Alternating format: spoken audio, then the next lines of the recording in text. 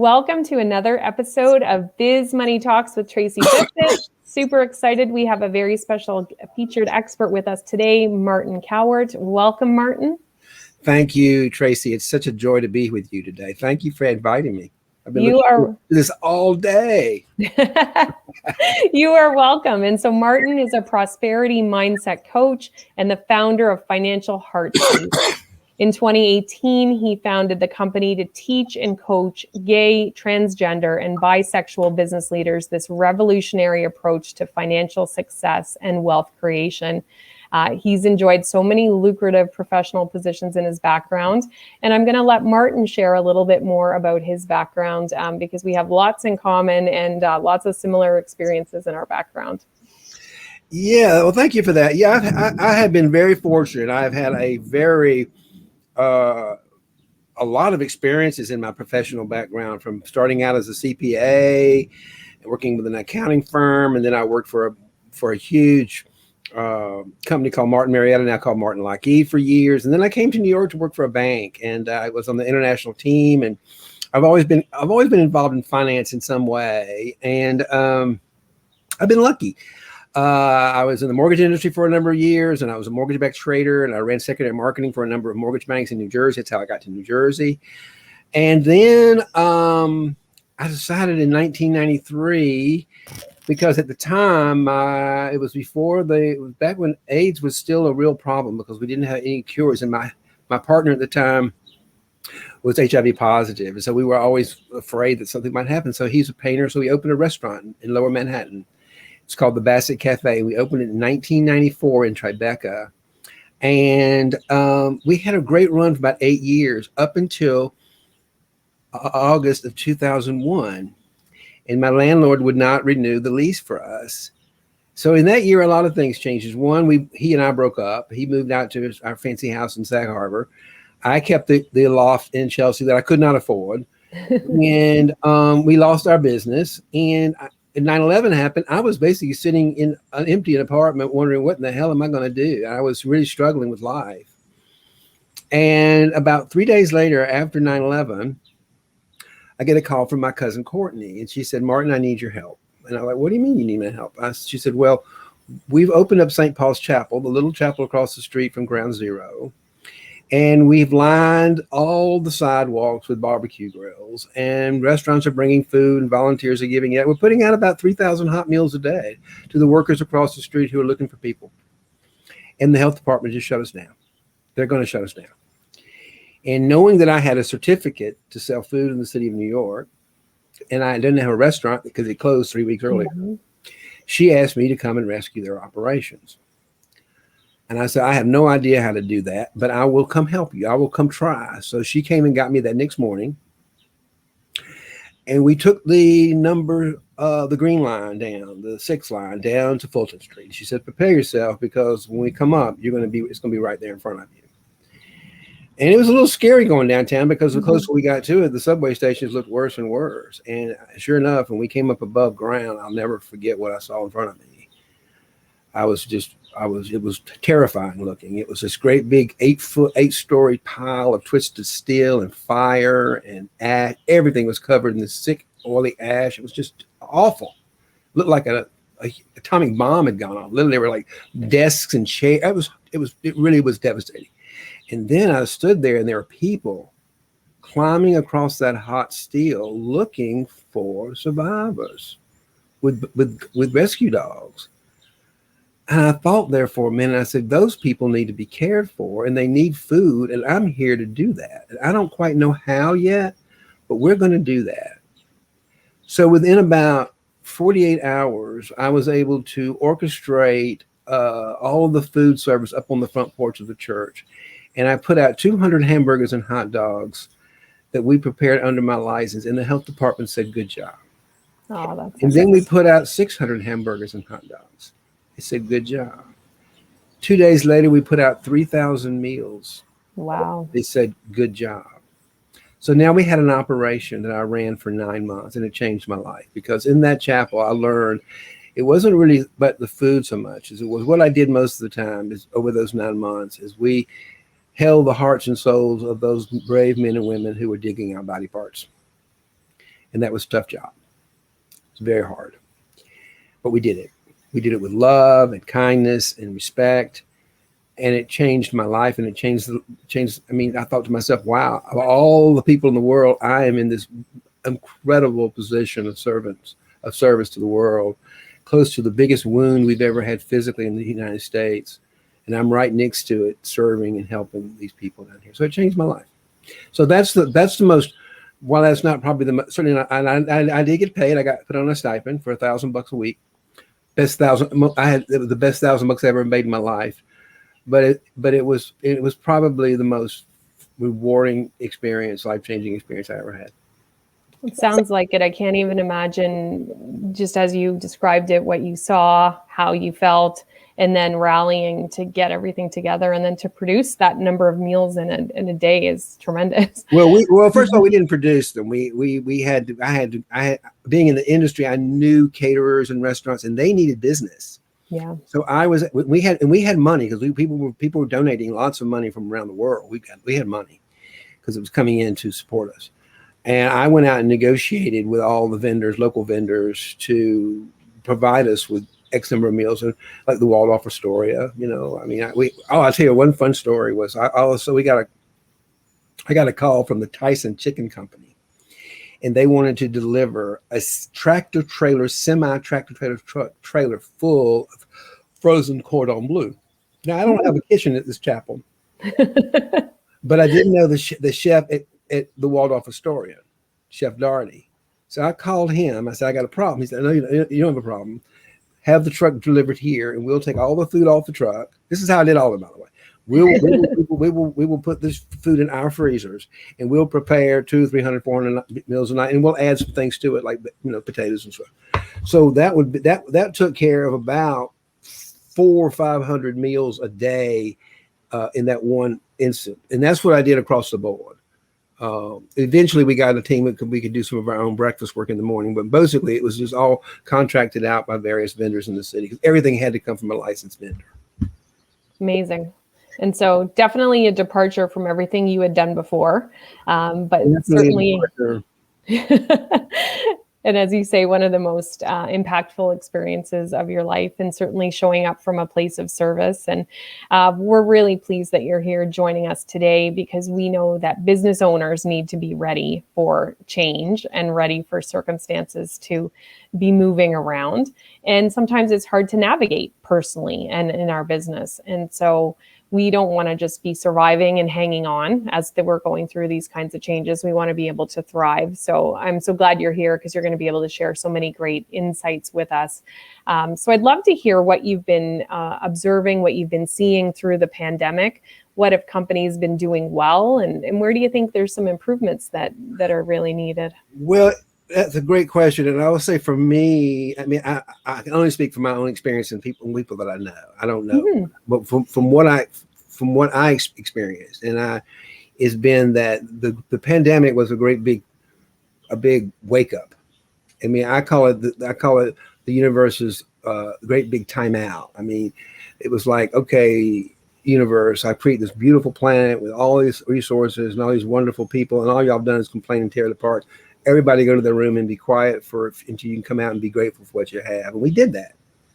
We did. And I think that what we're seeing, I call that the collective dark night of the soul. And I'm going to back it up even a little bit further. As a gay man, I remember when the dark cloud rolled over, and that happened at the AIDS pandemic back in 1990, in the late 80s, early 80s. And it wasn't the pandemic. The AIDS crisis was bad enough, because it was killing my brothers and sisters, and I lost a lot of friends in those days. But the part that was so painful was we realized we had a government that did not care about us. They literally did not care. We had to go out in the street. We had to act up. So to come to the realization that we thought we lived in a country where the government did care about us, we realized that it did not, because we were different, because we were queer. So that was the dark cloud. And from my perspective, when the pandemic came in, everybody was impacted by a pandemic, and we had a government that didn't care about us. Everybody felt the pain of that. And that's what shifted. And now we have a government in place. This is good news for all business leaders, by the way. We now have a government in place that cares for us. And what that means from a prosperity perspective, under the old way of thinking, which I want to call it a very male, masculine dominated scarcity mindset way of thinking, we have been created social structures and economic structures that really only benefit those who are willing to do anything they can to get to the top. And because there's a belief that it's not enough to go around, and I better claw my way to the top, I better work harder, and I better get my share, or I'm not going to get mine. And that way of thinking has dominated world culture for thousands of years, really. And it's very painful. And I will tell you that I think that mindset, that way we think about money and resources being limited, is really the underlying cause of all financial problems and certainly all unnecessary suffering in the world. So as part of what's come out of this is the fact that now we have during the pandemic, we tore all that stuff down. It imploded on its own pain. And it's still got some things on. I mean, we can still see people in power still trying to hold on to their illusion that money has power. Money has no power at all. Only the power we have when we get it. But people have the illusion that money has power. And so what's happened is that those structures have imploded on their own pain, and we're rebuilding new economic structures and new social systems where everybody gets to benefit from them. And if you look at some of the laws that this administration is putting in place, it's like there's and you can hear the other side rumbling. Oh, we can't afford. There is no such thing as we can't afford it.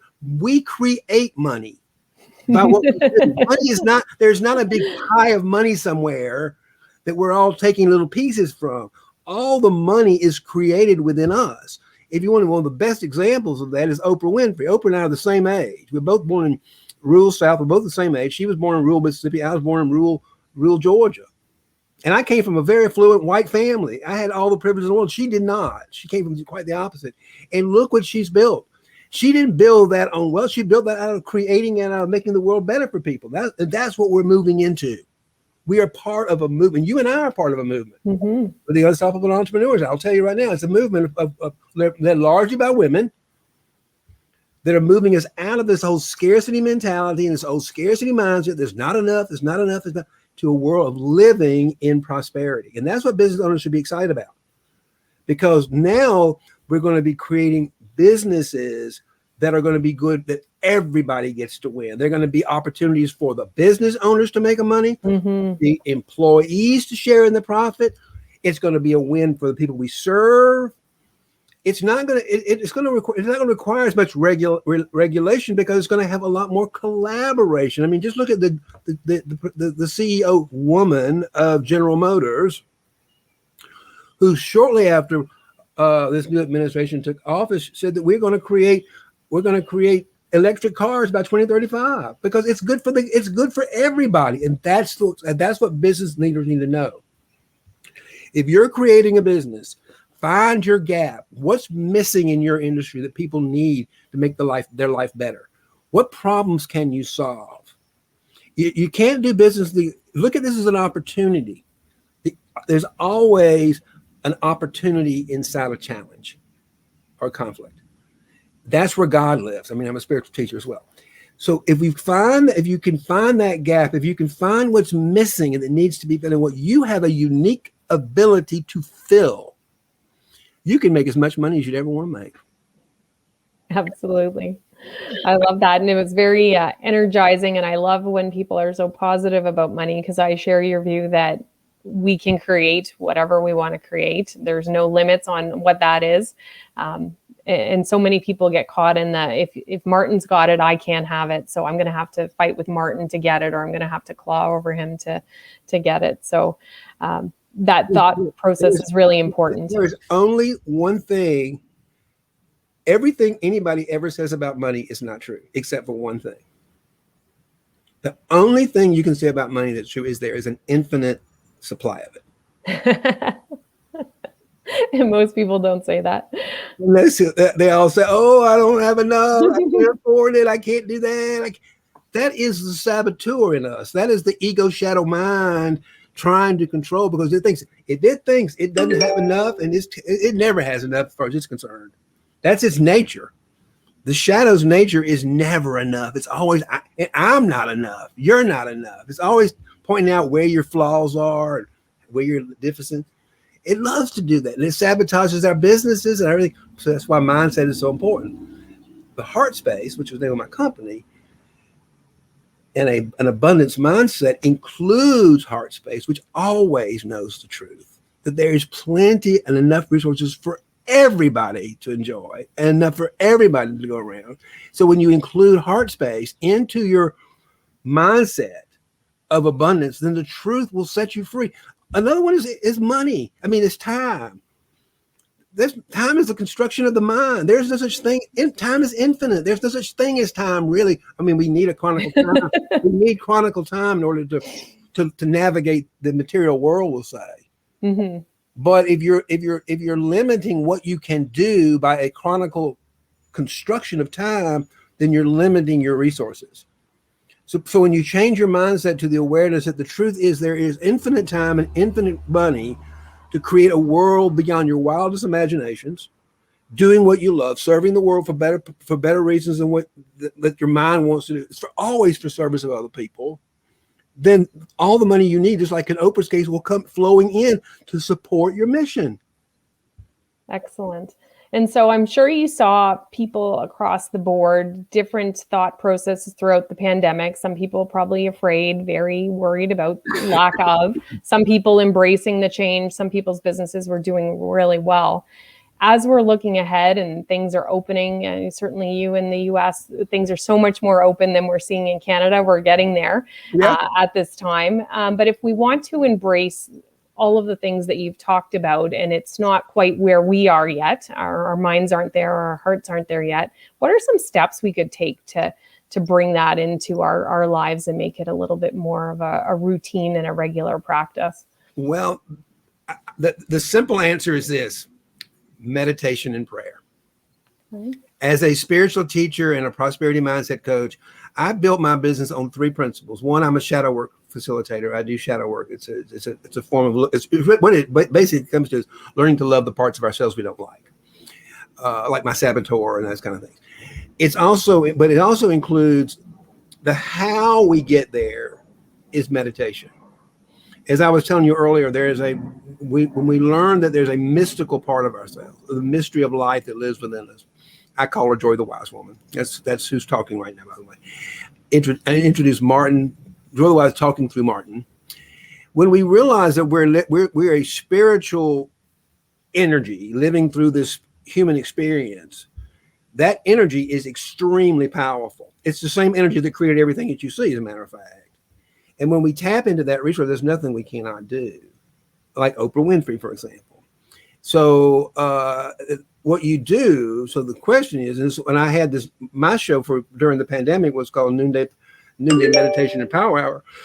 It was a way to step back into that power, is to get still and get quiet, go inside, surrender like we just did before we came home, surrender every thought, opinion, and belief you have in that little ego mind of ours, and let it go. And and with practice, it won't happen the first time. Your ego's not going to like it at all. The first time it's going to throw everything it can to keep it from going there. But I've been doing it 40 years. Once you do that, that becomes who you are. And that's a very powerful way to live your life. But to start, I would start with going out and learning how to meditate. Really, and your ego's not going to like it. But in all of my coaching experiences, my clients have to go through the first 90 days. We go through a 90-day, almost like an AA boot camp. Yeah, but meditation boot camp. Well, you gotta have a morning practice where I call it self-care, self-love, where you really tap in and get to know that intimate part of yourself, that divine spirit within you. And as you get more closer to that and more intimate with it, that's what's going to empower you to get through anything, particularly something as challenging as the pandemic that we just went through. So that's the first step. Is it really the solution to every problem is to get still, slow down, get still, quiet the mind, open your heart, and listen. Listen to that divine presence. Look into nature. Go for a walk out and see how the divine is unfolding all around us. And you'll be amazed at and once you get familiar with that and get intimate with that power, all these external problems go away. All the problems that we have out there are just conflicts we have in here between the ego and the ego shadow mind and the heart. The heart's not an argument at all. The heart doesn't have anything to argue about. It's perfectly fine. It's just creating and loving and doing what it does. But the ego wants to control it. So it's always putting up resistance. It's always putting up reasons. So when we have something like the pandemic, oh, you can't grow your business. Bull. People blossom. And what else is exciting about the pandemic here in America? Resignation rates are through the roof. Yeah. We haven't seen any stats yet in Canada, but we're watching and following the trend in the US, and it's going to come. People are like, the hell with that. I'm not going to go to that 9-to-5 job and slave over somebody else's business, and I'm not getting a part of it. I've got this power in me. I'm going to go out and create my own business. And I'm going to make some money, and I'm going to make a difference in the world. That's very exciting. Fun doing it. Well, that's excellent. And so for those listening, Martin has gone from the grueling, probably 18 hours a day, I'm imagining in some of your younger years when you're working in all of those organizations, to... Oh, yeah. I mean, I'm this way now, but if you had seen me back in 2017, 2018, when I was in my dark night of the soul, when I was actually from an outside experience, I was a wealth manager for a top Fortune 100 wealth management firm. I had a fabulous office overlooking Park Avenue. I was 2 doors down from the managing director, beautiful views, everything. And you would have, oh my God, this guy is he's got everything. Yeah. I had everything. I was miserable. I felt like such a fraud. And then when Trump became president and the bullies took, from a gay person, like the bullies took over the world, I was in so much fear. My business went from top to bankruptcy almost in months. So it was in that dark night of the soul, that darkness in my own darkness, that I came to the realization that it was all based on a big lie. And my spiritual teacher taught me exactly what I just told you. She said, you can go bankrupt if you wanted to, but that's not going to solve the problem. If you want to really solve this, Martin, you're going to have to go inside and surrender this to God and let it go. And you've been doing this for 40 years. You're a contemplative. You know how to do this. So I did. And in that moment, I finally just did, in my agony, I remember sitting on my sofa in a pity party one day. And she told me to do this. And I went inside and I got quiet and I prayed. And I said, God, I have created this damn big mess. I don't know how the hell to resolve it. And I need your help. I can't do it. And all of a sudden, this blanket came over me, this grace of passion and power and love and peace that I had never experienced. And a voice came up to me and said, none of this stuff matters, Martin. You don't have to do anything else for the rest of your life except one thing. Show up at every single moment from a place of love and gratitude, and I will do the rest. I, Joy the wise woman, I, the divine part of you, will take over. And it took me a little while to get used to that. I had to integrate that in. I didn't just go skipping out the door that moment and everything was over. I had some more dark. No, you were used to taking charge, handling things, solving problems. I had to like, okay, I'm going to surrender, and I had to meditate, and I had to get intimate with that part of myself. And that's what you're hearing today. You're seeing this is a matter of several years of cultivating that relationship with that divine part of myself, the divine part of all. We all have it, by the way. It sometimes it's harder to find than others, but we all have it. Well, I think that's excellent advice. So for the business owners who are tuning in, first step is to get quiet, be calm, listen. And then as you work on that practice, you're certainly going to be able to move towards where Martin is talking about. But in those moments in our business, if we can bring that calm and that perspective and show up in every moment, which I also heard is one of those keys from you, it's going to make a big difference. Yeah. So we're going still into uncertain times. Things are going to continue to evolve. We need these skills to be able to help us navigate personally and in our businesses. Because the ego thinking mind, the ego shadow mind does not like not knowing, and it never knows. So when things are going its way, it's all fine. But when things like the pandemic get in the way or we don't like, it goes into panic mode. Quiet, calm the mind, and get there. It'll be better. I do a business leaders power hour every Friday on here in Facebook, where I lead meditation and teach meditation to business leaders. Excellent. So before I let you go today, are there any final pieces of advice or tips you'd like to share? And it might be something that you want to reinforce that you've already mentioned, or it might be something new that you want to leave the listeners with. If you're here and you want to be here, the how-to is meditation. I always teach the how-to is that creative power within us is going to guide us from one place to the other every single time. So if you think meditation is just too woo-woo for you, I'll tell you something. You look at every business leader, you look at Ray Dalio, you look at Steve Jobs, who created everything, Ray Dalio, Tony Robbins, everybody has a powerful meditation practice. I call it the morning power hour. So that was the best thing I can tell anybody is don't think it's woo-woo. That's where your power is. You need to step into that power every day, particularly in times that are challenging, and let go of your mind's need to control everything.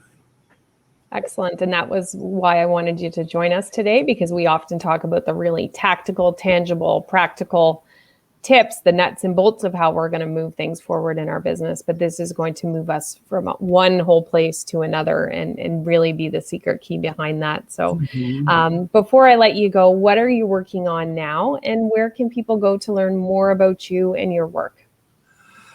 Well, the easiest place to find me is just go to my Facebook page, Martin Cowart on Facebook, or come here or LinkedIn and find my personal page. That's the best way to find me. And I've got a number of things going on. As you introduced, I work largely with the gay, bi, and transgender business leader population. And the reason I do that is because I do something called shadow work, and I'm just familiar with the interior landscape of men. And I'm particularly familiar with the interior of gay men. So that's why I work in that space. And I have a Facebook group called Financial Heart Space for Gay, Transgender, and Bisexual Men. Men of that world can join me there. I also have a Facebook group called the Financial Mystic Sanctuary on Facebook. Anybody can join that for spiritual guidance and that sort of thing. And I don't have anything in particular going on. I am part of a mindset. I'm part of a couple of summits coming up in the next couple of days that are kind of exciting. But I'm a guest on those things. But I don't personally have anything other than my Friday show at noon here, the Business Leader Power Hour, where I teach meditation. So the best thing to do would be to connect with Martin, follow, become friends, become connections on LinkedIn or Facebook, and then you can keep up to date with everything that he has going on. And I know that you have a free gift for everybody who's watching or checking the replay. I do have a free gift. I have an ebook that I wrote during the pandemic. It's called the Small Business Owner Survival Guide, where I talk about exactly what I'm talking about here. It's not your typical sort of. It's got some nuts and bolts accounting things and things you can do about marketing, but there's a lot of it in there about what you need to do to resolve the conflicts internally before you can resolve the conflicts externally. And that's why that book is so powerful. And there's a link for that. But I've also want to include a free 30-minute coaching session with me as well with that book. So if you go to the link, which I'm sure you're going to post. Yes, I will post it, and a replay will be up on YouTube as well. It'll be there. So if they go to that link, they'll be able to get a copy of the free book, and there's a link to my calendar for a special free 30-minute coaching session with me. And that's open to anybody. It doesn't have to be gay, bi, or trans men. I don't exclude people. I just know where my wheelhouse is and where I can be most effective. I can work with about anybody, particularly in a 30-minute coaching session, to help them get some clarity. Okay. Excellent. Well, that is wonderful. So thank you so much, Martin, for joining us today. I had a blast. It's been such a joy being here with you, Tracy. Thank you so much for including me. Oh, you are welcome. And I appreciate hearing about your experiences and your stories, and so powerful what you were talking about after 9/11. Certainly reminds us how much we have to be grateful for and how much we have to offer others. And so when we're feeling overwhelmed or things are not going well in our business or not the way we want, certainly we can settle, be calm, listen, kind of center, and take back control of things that are happening.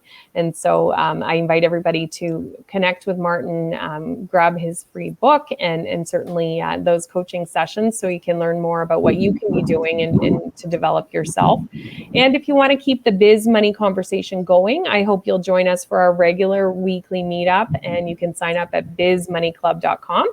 And so it's a casual drop-in. You pop by to talk about what's going on in your business when you can make it, but it's not a fancy networking thing. It's certainly casual where we can keep connections going. So until next time, thank you so much for joining us, Martin, and we will catch you on the next episode of Biz Money Talks with Tracey Bissett.